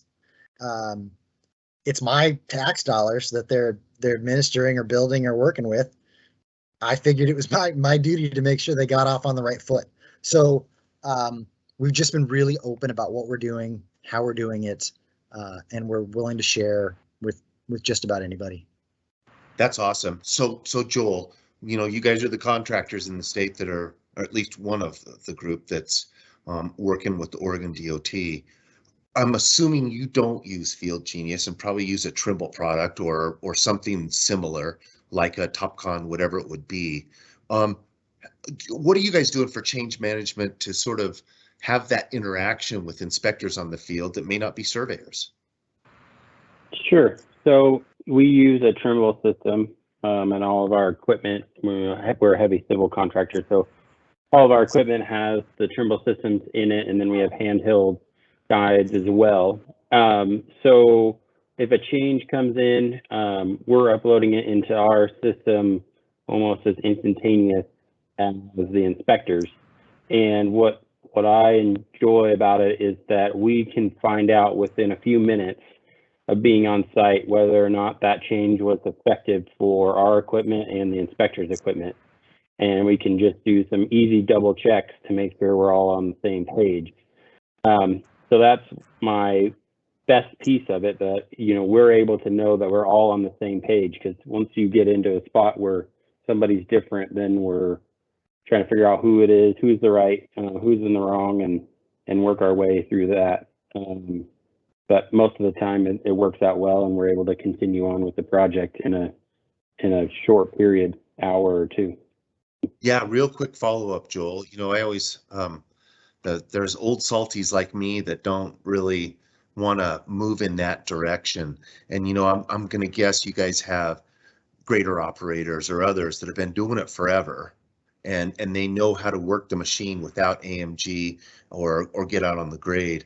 What kind of, I mean, was it similar to what Chris was talking about, where you've got kind of those holdouts and they see others, or what change management techniques did you guys use for that? So really in ours, we do have what you would call those old salties, but what we realize is we just put the device in the machine with them, and you know, we would put somebody on the ground as a grade setter to help them read the stakes as they were going, just like you normally would.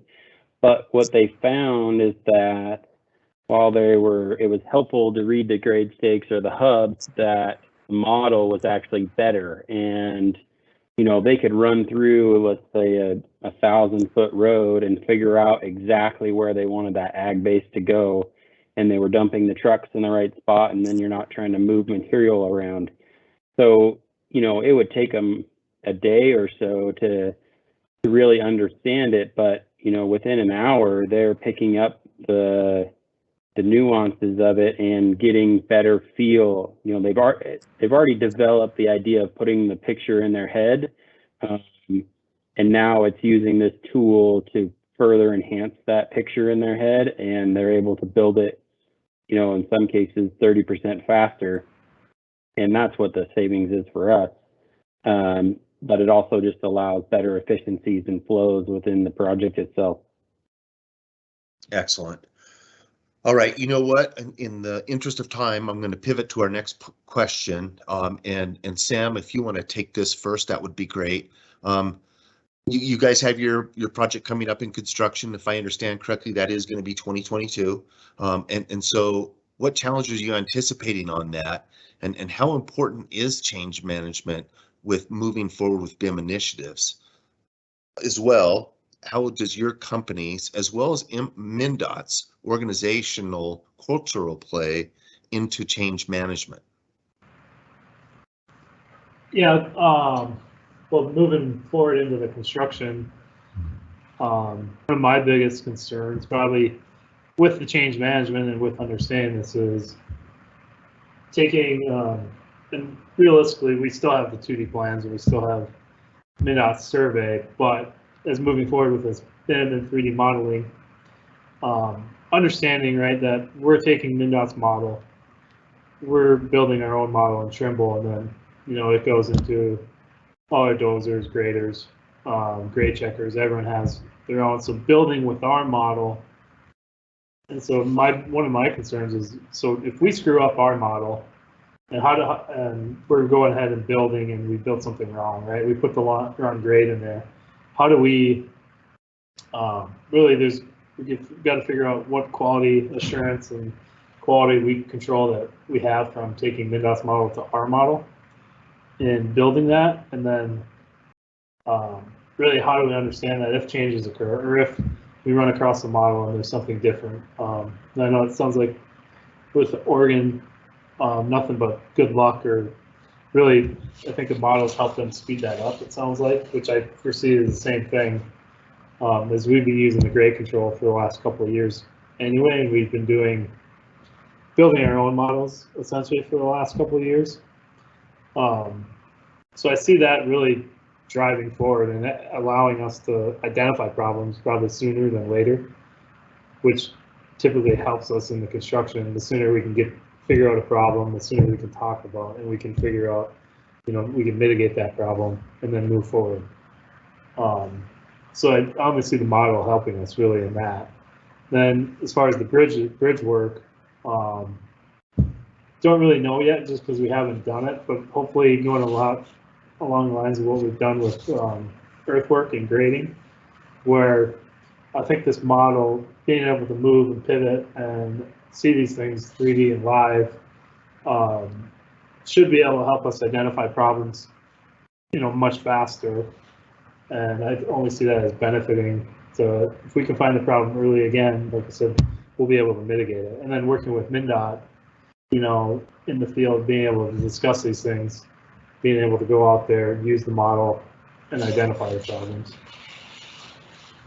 So, a quick follow-up, Sam. As far as the culture within your company, and I don't know if it's the same thing in Minnesota as it is in Utah, but our contractors were probably already ready. Like you said, you've already been building models. They had too.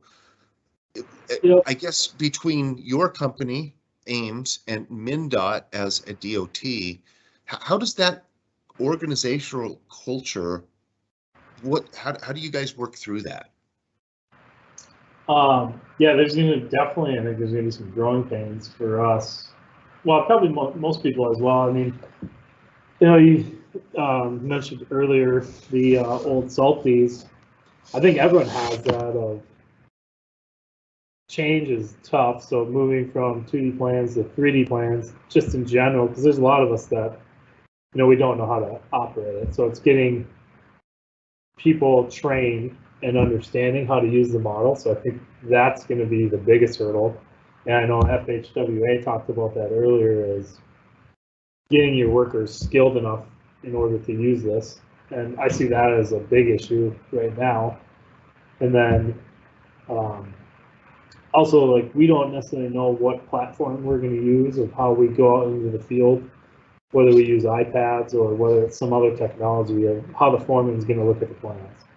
I think in the grading world, we're pretty good with the rovers. We use machine control, and we've been using that for a couple of years, so ahead of that. And I think probably most contractors in Minnesota, at least for the heavy civil, nothing new changes there really. I think everyone's been using that, but it's the bridge work will be the interesting thing. And then I really don't know, like, some of the other subcontractors, like electricians and guardrail, and what that means to them. Like, to us too, I think it's going to be a lot of coaching as prime contractors and coaching some of the subcontractors and getting them to that point. And so obviously the change is going to be hard, and there's going to be some people that resist it, but in the end, I think as Ames, we understand this is moving forward, and we want to be a part of that. And we're working hard to work with MnDOT and really understand this together to push this thing forward. So, I think I've heard from you and Joel, probably Chris and Darren as well, that one of the more important things is having that communication factor. Darren, in this project, how has the communication, maybe from your senior leadership, is it supportive? Are you moving through being able to easily get communication within your own DOT, or what's your challenge there? Yeah, for MnDOT as a whole, this meaning the moving towards 3D, implementation and 3D for the model as a plan document. As Sam alluded to, we're not there yet on this project. We still have 2D plan sets as our,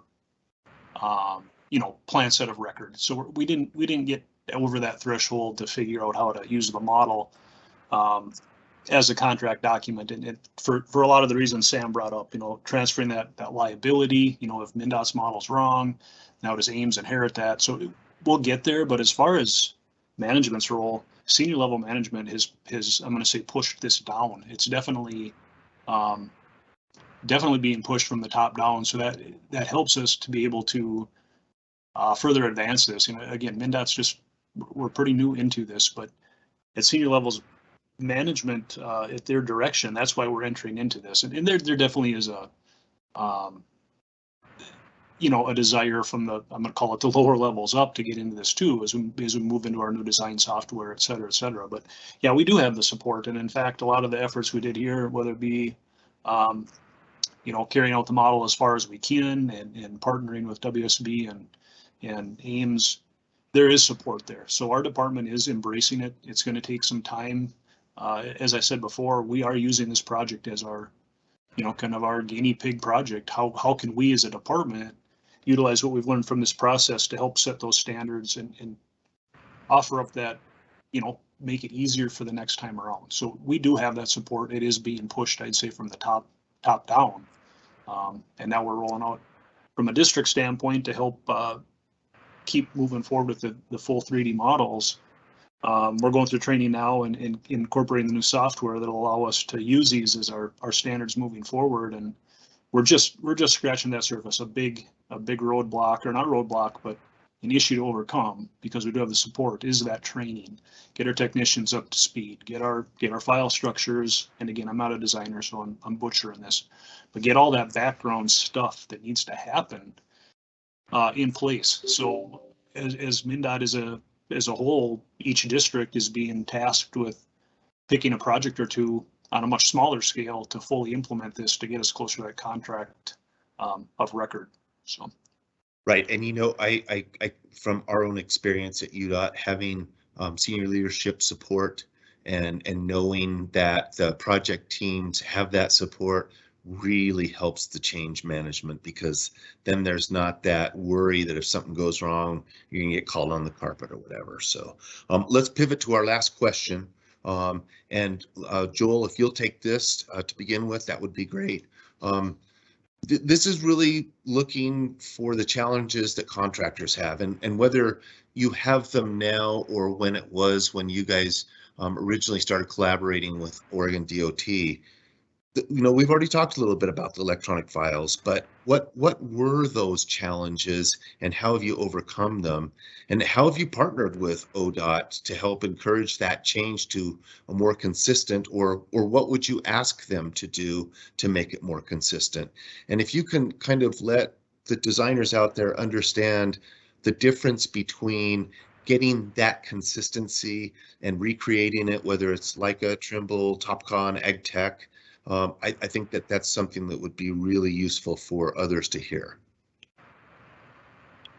So I think, it starts with the first, you get a design from a designer, and it has all these naming conventions and designs and line types. And, for us, we spend a better part of a full day just trying to understand what that original designer was doing, what their line types were, what their surfaces, any of those types of things, to get an understanding of that model.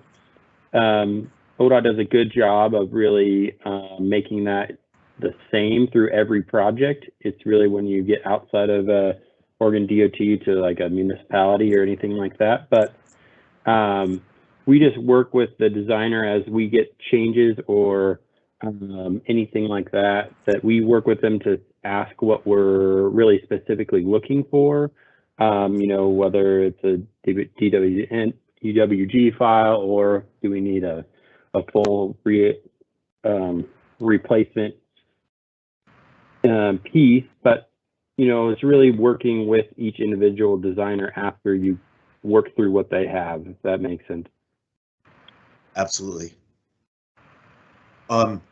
Sam, how about for you guys? Same thing. What are the challenges you're seeing on this project, and what can you do to help other DOTs understand that? Yeah, I mean, like I said earlier, really the biggest thing is getting everyone involved and try to communicate early on. And I don't like maybe standard, but having somewhat of a standard of how these naming conventions. So like moving forward there, and maybe it's just over time people get used to seeing the same things and developing almost like that. There is a standard for here's our file structure and here's what it's going to be, and then they send out some type of cheat sheet with it, and it's got to be the contractors, the DOT, and the designers probably all having the conversation about what that looks like before you're going to go out and just send it out, right? It's getting everyone's input in order to make something that's consistent, so that everyone agrees, and then eventually I think it does become a standard and it gets easy for everyone. But they're definitely going to be the growing pains, I think, at the beginning, as everyone's learning this. Sure. So, and Chris, I know you're seemingly more on the construction side, but have you had that interaction with designers to help them understand that, you know, the needs of the file formats and such?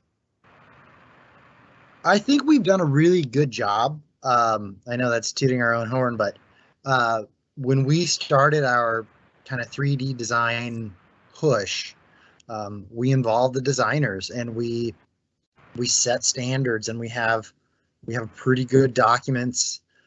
We have internal QC looking at what they're producing. We follow up if it's not the standard or the format we're looking for to go to construction. So we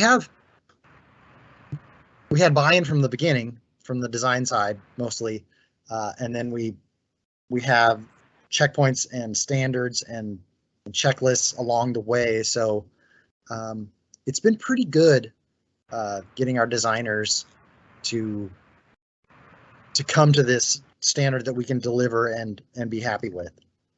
So Chris, from a change management standpoint, I know that we had a little bit of a struggle from, you know, designers saying, you know, this is all great and we love it, but at the same time that you're asking us to get a plan set out in a short period of time, now you're also asking us to, you know, make changes to the way that we're naming things.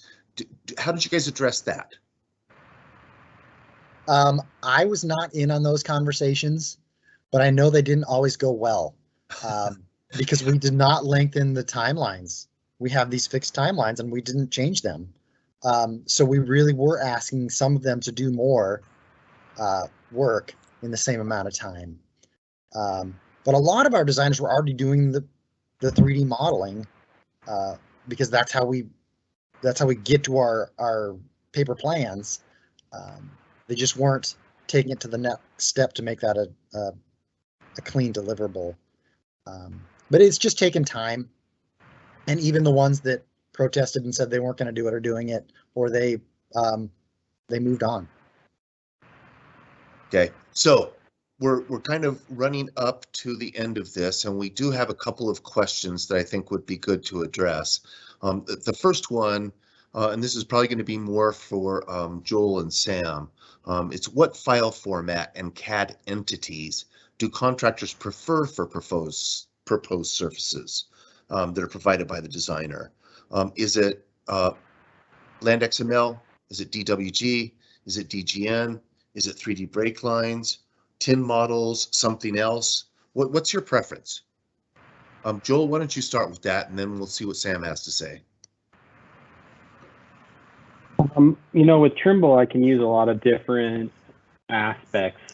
I'm trying to think which one I would prefer.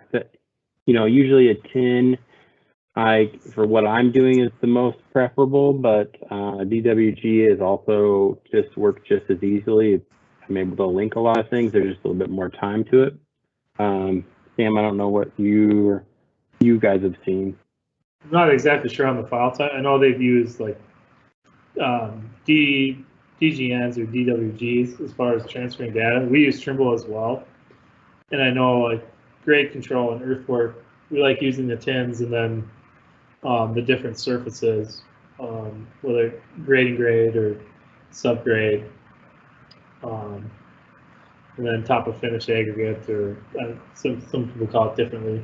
But then we'll use those, and then we can create, you know, our different catch points, or if we have like a structure excavation, we can go in there, you know, cut out our structure X, and then, which is a lot more work on our side, but we like seeing that, and then understanding kind of staging, because a lot of times the model won't be staged, so there'll be a lot of additional work of seeing, here's where we're at in stage one, or how much material we have to move here, and then moving into the next stage and things like that. So I know they use the tin and use the surfaces quite a bit. Well, I might get in trouble, especially since this is being recorded, but one of the things we heard from our contractors, really, we've been giving electronic files to contractors for a long time, or after the award, they would come to our designers and ask them for files.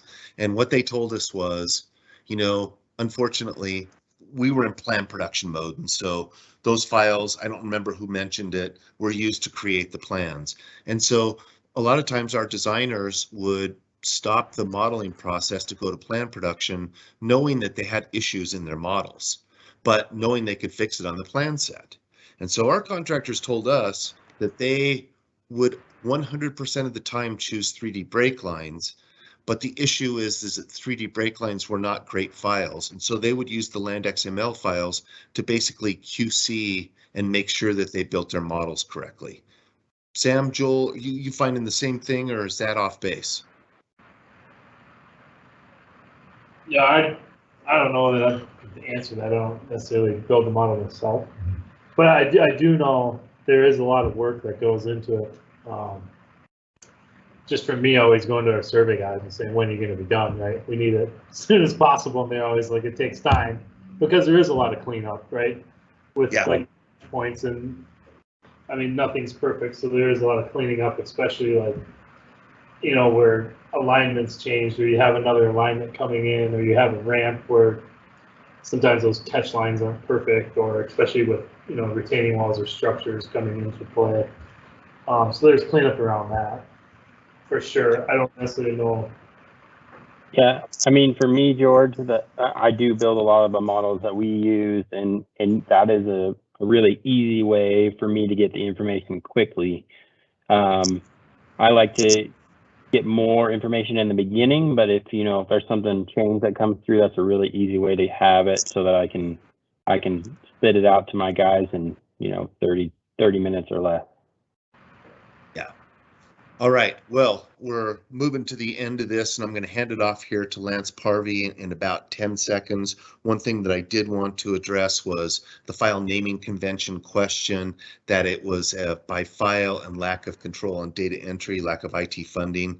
I think that's absolutely true. The one thing I would suggest is moving to IFC format is going to help with not having to move all the data as much, but even with that, IT funding is an issue. So Lance, if you want to wrap it up for us, that would be great. Thanks, George. Great presentations and discussions. I'm from WS. There's lots of WSs going around, so I'm from P and not B. So I just want to get that out there. There is a lot of, it was very interesting hearing about process changes, moving from paper plans to digital models. I was just jotting a couple of things down. The enabling technologies of advanced modeling, advanced survey, advanced e-construction, and really considering assets, geometry, graphical attributes to databases and metadata. So very great discussion. Thanks to all the presenters. And wanted to next slide.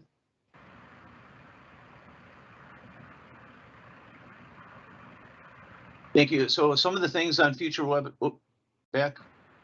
some of the future webinars, you can catch a lot of these, the webinars this is the fourth in a series, and they're quarterly.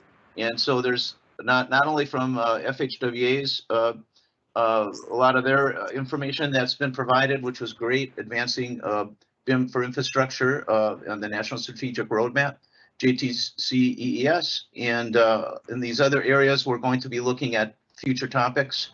Some of them digital delivery, digital construction, digital as-builts, asset management, digital twins. Next slide. And feel free to share any of interested topics that you'd like to push or have us consider. So thanks to the hosts that have been supporting this, HEAP, and this, you can go to HEAP for seeing the video and the PDFs. And so feel free to look at the previous, in addition to webinar 4, but the previous webinars. Next slide. Thanks to Building Smart. And there's a lot of different areas you can get involved, both in HEAP and in Building Smart. And I'm on one of the committees. There's a lot of committees that are assisting and moving BIM forward. And so feel free to get involved, talk to Ian Howell. Next slide. And myself and Chuck Hickson are co-chairs for the BIM for Infrastructure Subcommittee. We've been doing this for about 10 years. Here's some focus groups if you're interested in any of these areas, whether it be asset management, highway project delivery. George mentioned briefly, rail, transit, aviation, open standards, which you've been hearing a lot today. And we're also looking at BIM performance and data governance and big data and data management. So you can go to our website, that's TRBViz. We're supporting also in-depth workshops. And there's a upcoming fall symposium where there'll be a BIM track with the AED 80 committee. And ours is the subcommittee of that committee. Next slide. So here's some of the links that you can go to. Feel free to participate. If you have any need for other information, you've got a world of a wealth of folks here that are happy to help and as you do implementing or advance your BIM programs. Next slide. Thanks for joining us. Really appreciate it, and you'll hear back from our group and for future webinars. Back to you, George. All right, thanks you guys. Great presentations. Hope to see you next time. Bye-bye.